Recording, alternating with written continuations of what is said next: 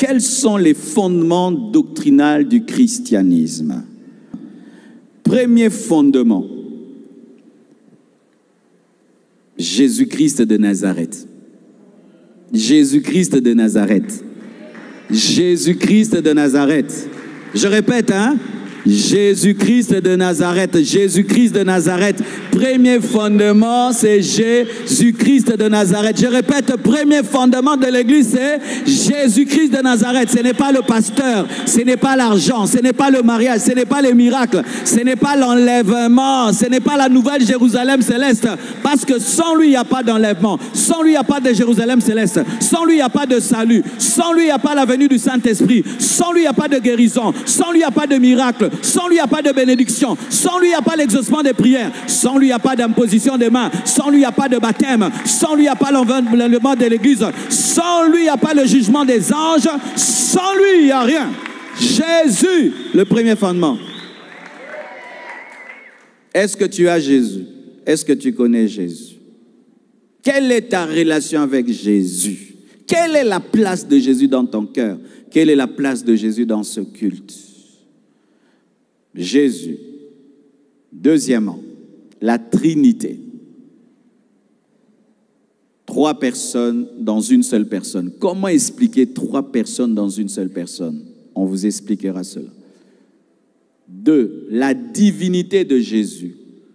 Parce que c'est là que certains disent, vous les chrétiens, vous dites qu'un homme est Dieu. Comment Jésus, un homme, est Dieu? Amen. Hein? La divinité de Jésus-Christ. 3, la naissance virginale de Jésus. Comment quelqu'un peut naître d'une vierge? Amen. Hein? Ce sont les fondements du christianisme. Si tu enlèves seulement que Jésus n'est pas né d'une vierge, tout change. Alléluia. Tout change. Si tu es là, tu te dis chrétien, mais tu ne crois pas qu'une vierge peut enfanter, tu n'es pas chrétien. Tu sais ça? Tu sais ça? Parce que s'il n'est pas né d'une vierge, donc il a la sémence d'un homme. Et s'il a la sémence d'un homme, Jésus-Christ est impur. Et s'il est impur, il ne peut pas nous sauver, car ce n'est qu'un agneau pur qui peut nous sauver. Donc tu changes seulement la naissance de Jésus. Nous tous, on est perdus. Amen. Hein? Dis à ton voisin, eza na biloko ba simba kate na Bible. Tikango ndengeza atozo comprendre ngote tikango. Amen. Hein? La mort expiatoire et la résurrection de Jésus-Christ. Sans la mort expiatoire de Jésus et sans résurrection, on est perdu, n'est-ce pas? Il n'y a pas de christianisme sans la mort. Pas seulement la mort expiatoire. Parce qu'il y a eu la mort de Moïse, il y a eu la mort de Paul, mais ce n'était pas une mort expiatoire, mais c'est une mort qui sauve. Alléluia. Et la mort expiatoire doit être combinée à la résurrection, car si Jésus meurt pour expier nos péchés et il ne ressuscite pas, nous sommes perdus. Alléluia. Le salut par grâce au moyen de la foi, c'est une doctrine. Le salut par grâce. Et je répète, nous ne sommes pas sauvés par les œuvres. Il y a des gens qui disent que moi je prêche que nous sommes sauvés par les œuvres. Comment je peux prêcher une telle bêtise vraiment? Nous ne sommes pas sauvés par les œuvres parce que nos œuvres sont un habit souillé devant Dieu. Nous sommes sauvés par grâce, mais au moyen de la foi. Dieu te donne le salut, toi tu prends ça par la foi. C'est ça ta part. Et ainsi, aucun homme ne se glorifiera au ciel pour dire « Je mérite d'être au ciel ». Nous tous, nous sommes des graciés. Oh, donne-moi l'amen. Le salut par grâce au moyen de la foi. L'autorité des Écritures. C'est dire quoi? Que la Bible est au-dessus de toute constitution. Si la constitution congolaise dit qu'il faut bénir les papas, moi, au nom de la Bible, j'ai le droit de dire je ne bénis pas. L'autorité de la Bible, c'est-à-dire que la Bible ne peut pas être changée par la constitution humaine. L'autorité de la Bible, on ne la corrige pas, on ne l'adapte pas. Elle dit, toi tu dis Amen. Il est écrit, toi tu dis seulement Amen. Même si ça trouble tes pensées, Amen. Pardonne à tous tes ennemis, Amen. Même si quelqu'un tue ton père, pardonne, dis Amen. Celui qui n'a pas Jésus-Christ ira en enfer, Amen. Même si ta pensée dit, et tous ces gens-là qui n'ont pas cru en Jésus, amen. Jésus est le seul chemin qui conduit au Père, amen. Il n'y a de salut qu'en son nom, amen. Pasteur, et tous ces autres gens-là qui croient autre chose, ils sont perdus. Pourquoi? La Bible dit que celui qui a le Fils a la vie et celui qui n'a pas le Fils n'a pas la vie. L'autorité de la Bible, amen. Alléluia. Que la Bible te plaise ou pas, tu dois l'aimer. Amen. Parce que quand Dieu l'écrivait, il ne t'a pas consulté. Dis Amen. Amen. Ce que je dis est sérieux parce que les gens, ces derniers temps, ils disent non, Paul exagéré. Non, moi je ne suis pas d'accord là. Là, la Bible, que tu aimes, que tu n'aimes pas, c'est écrit et c'est écrit. Dieu n'a pas écrit la Bible pour que tu aimes la Bible. Dieu a écrit la Bible pour te révéler sa pensée. Elle ne sera pas à ton goût. La Bible ne sera jamais à ton goût. Oh, la Bible est trop dure. Elle est trop dure. Amen. Alléluia. C'est ça l'autorité de la Bible. C'est-à-dire que tu la reconnais comme étant la parole de Dieu. La Bible ne contient pas la parole de Dieu. Elle est la parole de Dieu. La Bible est le livre le plus élevé au monde. Dites Amen.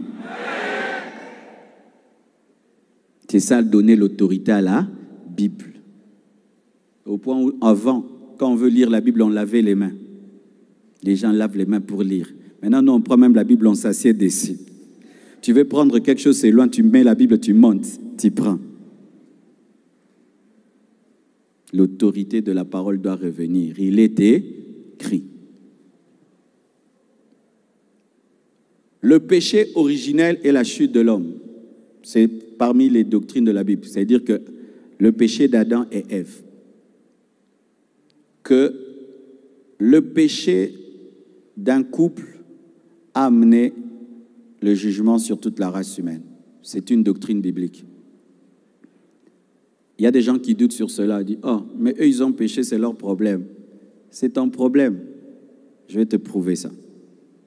Je suis ton chef. Mettons, je suis ton président. Moi, c'est moi, toi, c'est toi. Mais moi, je suis ton président. Je déclare la guerre contre un pays. Moi, j'ai déclaré la guerre. Quand on va commencer à nous attaquer, qui va mourir? Seulement moi. Pourquoi? Parce que moi, en déclarant la guerre, j'ai déclaré ta guerre. Qui est ton chef? Adam et Ève. Ils ont déclaré la guerre, c'est devenu ta guerre. Adam est ton père, n'est-ce pas? Ton père a déclaré la guerre contre Dieu, son jugement est devenu le tien. Parce que tu étais en Adam quand il péchait. Quand Adam mangeait, nous mangions. Donne-moi l'amen. Quand il s'agit d'Adam, vous êtes contre. Mais quand Jésus mourait, tu mourrais aussi. De la même manière que nous avons participé au péché d'Adam sans être là, nous avons aussi participé à la mort de Jésus sans être là. De la même manière que le péché d'Adam nous condamne, de la même manière la mort de Jésus nous sauve. Parce que Jésus aussi est notre tête. Ainsi aussi, tu es là, moi je suis ton président, toi tu es le peuple. Si je signe un contrat qui va donner des milliards au Congo, tu vas manger ou pas? Tu vas manger. Est-ce que tu étais là?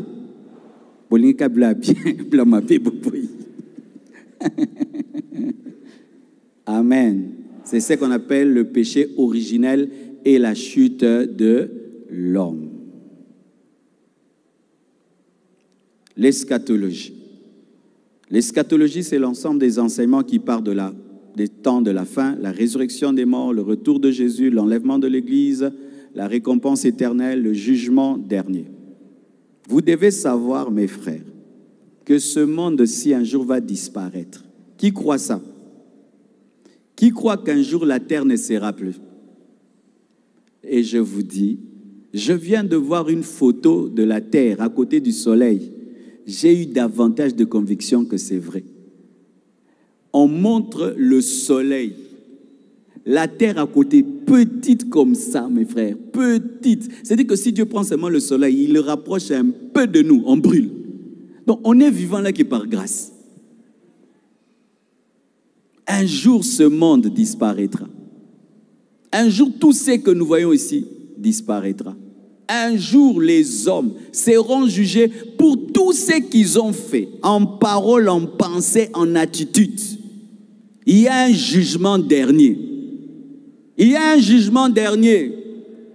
Tu ne t'es pas envoyé sur la terre, hein? Celui qui t'a envoyé te demandera des comptes. C'est la doctrine, c'est une doctrine biblique. Mais qu'on n'enseigne pas. N'est-ce pas? Thème, jugement dernier. Mais les apôtres enseignaient le jugement dernier. Il y aura un jugement dernier. Les morts ressusciteront pour être jugés. Des milliards et des milliards seront jugés au dernier jour. Devant quoi? Devant le trône blanc. Le trône de justice, où il n'y a pas de corruption, il n'y a pas de fraude.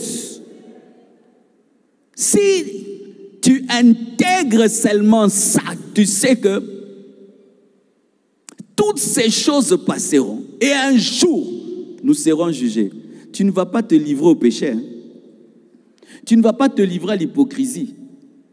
Parce que tu seras jugé devant le Dieu qui peut lire dans ta conscience. Et qui peut voir dans le secret tes actions secrètes. C'est pourquoi, mon frère, même si on ne prêche pas sur tes péchés, même si on ne prophétise pas ton péché, quand tu sais que tu as un péché, demande à Dieu pardon et répands-toi. Alléluia. Parce qu'il y a un jugement dernier.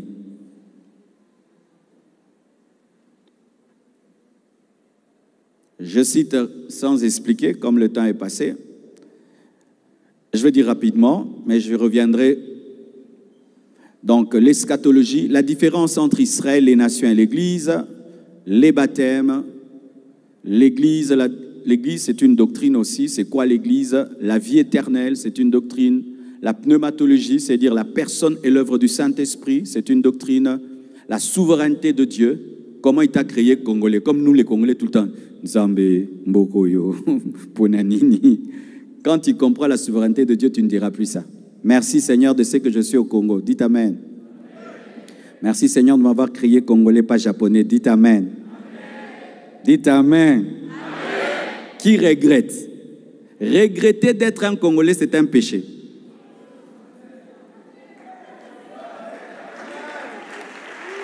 Regretter d'être Congolais est un péché. Tu touches à la souveraineté de Dieu, tu corriges Dieu. Il fallait que Dieu me crée japonais. C'est comme si tu es un homme, il fallait que Dieu me crée une femme. C'est un péché. Dis, je suis fier d'être un homme noir. Mais vous dites, il fallait que Dieu me crée blanc. C'est un péché. Des choses que j'entends les Congolais dire sur eux. Oh, que le Congo n'a pas totalisé tous les papiers pour être un pays. Qu'il faut qu'on prenne le Congo, qu'on le mette à part pour qu'il réfléchisse s'il veut être une nation. Comment on peut dire ça du pays le plus béni de la terre? C'est le pays le plus béni de la terre. C'est le pays le plus béni de la terre. C'est le pays le plus béni de la terre. Va sur ChatGPT 4O. Vous connaissez maintenant ces 4O, hein? Tapez, dites, quel est le pays qui est le plus riche au monde? On va citer le Congo potentiellement.